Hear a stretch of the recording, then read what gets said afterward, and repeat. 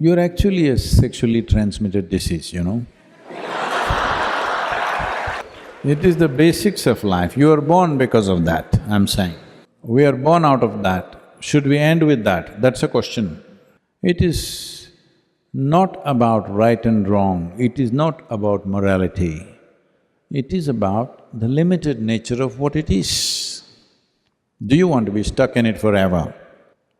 Or do you want to think, this is all bad, I don't want to touch it? No. Not everybody is on it all the time. But today society is cultivating them like this. If you're not it, you're not normal. No, this is highly exaggerated sense of physicality. There is a physical body. It has come into existence only because of somebody's sexuality, isn't it? Sex as a fundamental instinct in the body is one thing. It residing in your mind is another thing. That is happening because of a certain level of culture around you. That is happening because of somebody told you it is a sin, you should not think about it. It is just that there is a dignified way of conducting it. For that we created institutions, we created a certain level of commitment.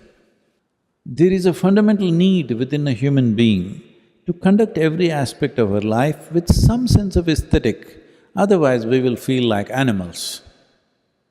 See, we eat. We can eat like this.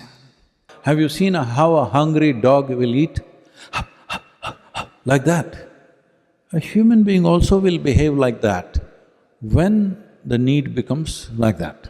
When something is very needed for you, just if you wait 2 minutes, you will see what is compulsive becomes conscious. Food, sex, sleep and death. These are 4 things which are compulsive. A human being distinguishes himself or herself from animal nature just by conducting these aspects of life also consciously. If you do these things like any other creature on the planet, the moment you see somebody like that, you say, oh, it's like animal, isn't it?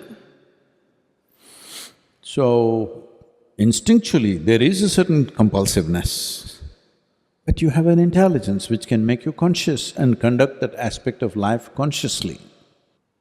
If you don't do that, then you see every day you're hearing about rapes and brutality and all kinds of things.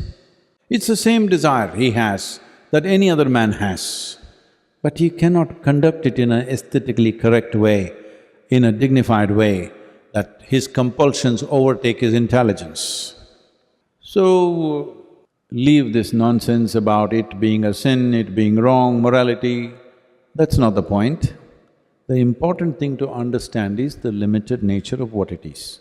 This is the fundamental thing. These basic instincts that we have in our bodies, food, sex, sleep and death, when you conduct these 4 things consciously, that is when you are a genuine human being. Otherwise, it's an evolutionary lapse. So what can I do, Sadhguru? It's evolution. No, that is the whole thing. Once you become a human being, evolution is by choice. Will you evolve or will you not? When you were a monkey, you did not choose to become human, but once you become a human being, what kind of human being do I want to be is your choice. At a certain moment of compulsion, you may think, I don't have choice. No, you have choice. You have not learned how to exercise that choice. Still instincts are there, but you can conduct it by choice, not by compulsion. That's the difference.